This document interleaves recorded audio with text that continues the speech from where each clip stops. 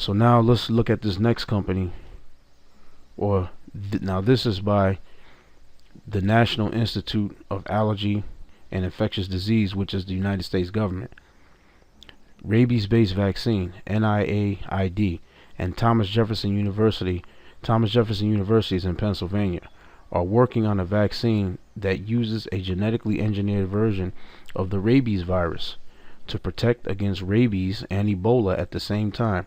This research team is pursuing an inactivated version of this vaccine for human and veterinary use, and a live vaccine for use in wildlife in Africa to help prevent the transmission of Ebola virus from animals to humans. The National Institute of Allergy and Infectious Disease says. So the NIAID and Thomas Jefferson University in Philadelphia are working on this virus. These are three different companies or three different people that are working on a rabies-based Ebola vaccine. Then you have in these different movies, like I mentioned, The Crazies, I mentioned Quarantine. The movie Outbreak, by the way, was about the Ebola virus, but they called it Matabo. They called it the Matabo virus, and of course it originated in so-called Africa. That's where I guess all diseases are supposed to originate.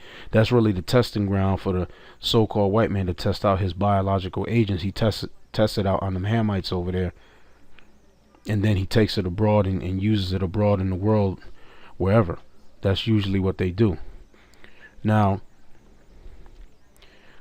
this company, Immunovaccine Inc., this small Canadian company based in Nova Scotia, is making a vaccine that uses immune-stimulating protein from the Ebola virus plus compounds called adjuvants, which boost the immune system response to the vaccine.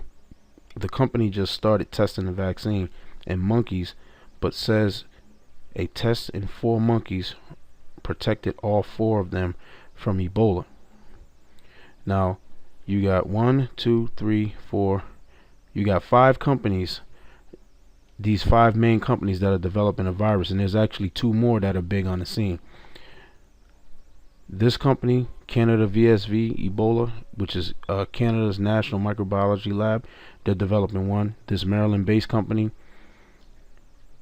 is developing one, and the NIAID and Thomas Jefferson University are developing one that are based with rabies. That's 3 companies.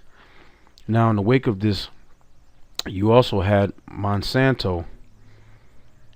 If I can go here, let me read this clip here. Monsanto invests 1.5 million into TechMira, the company making the Ebola virus cure. They invest 1.5 million into this company, TechMira, to make an Ebola cure. So basically, their investment in this company, if this virus makes it out the developmental stage, Monsanto is going to receive revenues off of this because they're investing money in this company making this virus, this vaccine, and putting this vaccine together. Now let's check out another report. This one right here is from September 17th, 2014, and it says the CDC, the NIH, and Bill Gates own the patents on existing Ebola and related vaccines. Mandatory vaccines are near, which we're in that time now, where they're going to make the vaccines mandatory, and if you don't take the vaccine, then you're going to be quarantined for 21 days or 40 days or whatever. And then while you're being quarantined, you best believe that they're going to introduce you to the chip, because they tried years ago to use the N1H1 as a means to get people into mandatory vaccines, and to use it as a way to as a Trojan horse to introduce the chip to you. Now they have their baby.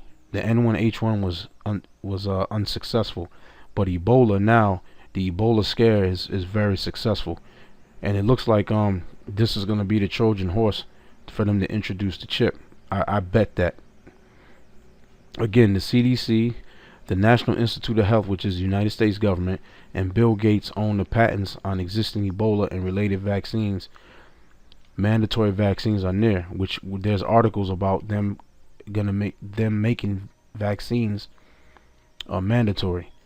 I'll read a little bit of this. It says, I have mentioned previously reported that Monsanto, or Monsatan, as many call them, has partnered with the Department of Defense to use a proxy third-party company to develop a vaccine against Ebola. The seed money began at 1.5 million. The value of the deal could grow to an estimated 86 million dollars. The company's name is Techmira Pharmaceuticals Corporation, a leading developer of RNA interference therapeutics. An anti-Ebola virus RNA therapeutic is being developed under a $140 million contract with the U.S. Department of Defense Medical Countermeasures System Biodefense Therapeutics Joint Product Management Office. As breaking and shocking of a news story as this has the potential to be, the real story is not the most important part of the Ebola threat which has invaded the United States. The truth of the matter is that these unholy and untrustworthy associations when it comes to fighting the Ebola virus represent the mere tip of the iceberg. Now it says, the more one digs into who is behind the creation of the development of vaccines for treating Ebola, the more the conspiracy networks widen. The most amazing fact is how incredibly easy it was to locate this information. I want to be clear on this point. Ebola was invented.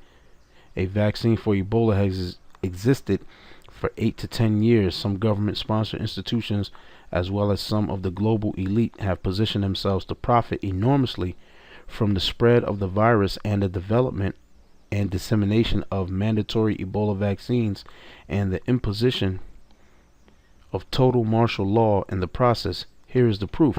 Now, when I read this here, what comes to my mind is the movie V for Vendetta, which in the movie, the character V, he was in a facility in Great Britain. The movie takes place in Great Britain, and there was an outbreak in Great Britain.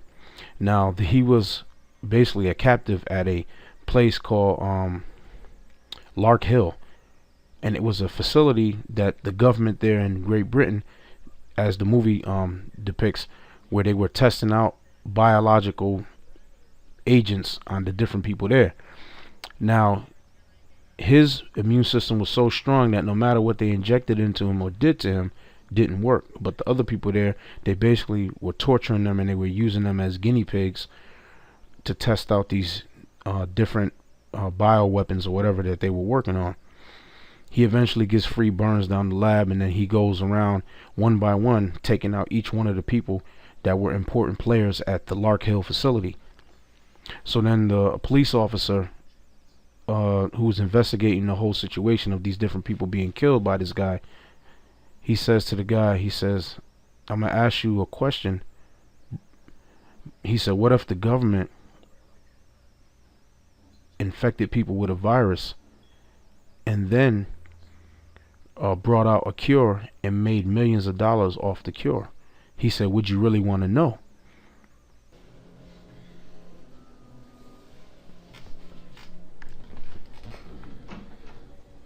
Morning, Inspector. You're out early? Something wrong? Doesn't look so good, sir.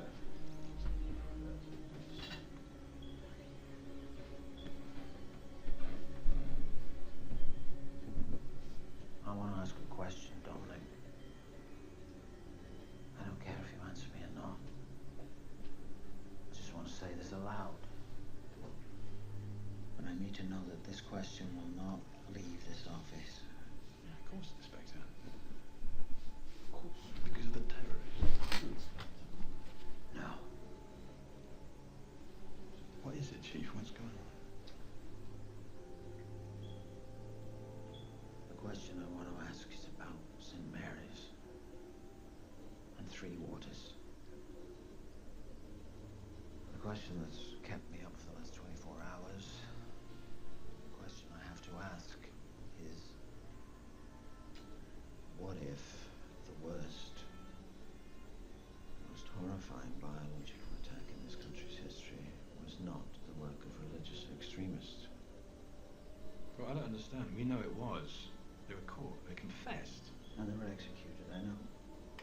And many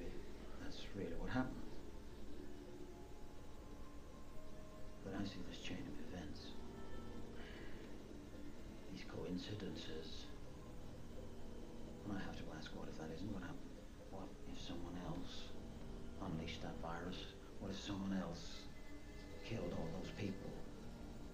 Would you really want to know who it was? Can I explain that to him on the phone?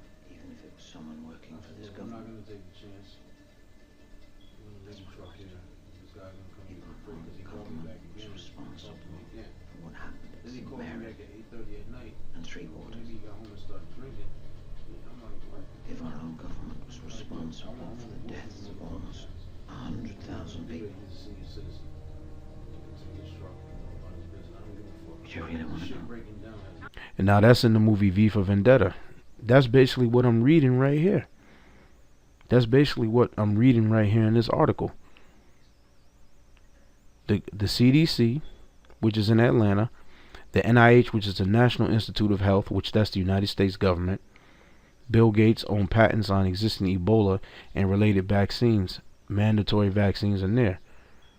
They're all positioned to make money. Now, this is the actual patent on the Ebola vaccine. You can go look this up. Put this number in Google and look this up, and you can read it for yourself. Now it says the number is CA2741523A1. Amazingly, the CDC owns the patent on Ebola and all future strains. The summary of the invention section of the patent document also clearly claims that the U.S. government is claiming ownership over all Ebola viruses that share as little as 70% similarity with the Ebola it invented. Why would a government organization claim to have invented this infectious disease and then claim a monopoly over its exploitation for commercial use? It is clear that the CDC plans to claim royalties of Ebola vaccines. This certainly increases the likelihood that the vaccines will become mandatory, thus increasing the profit potential for the patent holders. Right? Now, what I'm going to do is I'm going to take this patent and I'm going to put this in Google. I'm going to see what pops up. I already know what's going to pop up because I looked it up before. So let me put this in Google real quick just to show you that we at GMS, we investigate things. And we're not crazy. Even though you niggas out there, you've been talking shit for years. You've been talking all kinds of shit for years about us. But now this thing is in your face right now. It's in your goddamn face right now. Let's see how much shit you niggas out there, whether you are part of Nate's group, whether you're part of General Johanna's group or whatever group out there. Let's see how many of you are going to be talking shit now. Now it says here, this is the patent right here. Human Ebola virus species and compositions and methods thereof. Right? Compositions and methods including and related to Ebola, Bundibugyo virus are provided. Compositions are provided that are operable as immunogens to elicit an immune response or protection from Ebola challenge in the subject, such as a primate. Inventive methods are directed to detection and treatment of Ebola infection. So this is a patent on basically a vaccine for Ebola. Now it says here in the description, human Ebola virus species and compositions and methods thereof. Deposit statement. The invention provides the isolated human Ebola virus denoted as Bundibugyo deposited with the Centers for Disease Control and Prevention, CDC, Atlanta, Georgia, United States of America, on November 26, 2007, and accorded an accession number. That number. This deposit was not made to an international depository authority as established under the Budapest Treaty on the international recognition of the deposit of microorganisms for the purpose of patent procedure, and is a non-Budapest Treaty deposit. Right?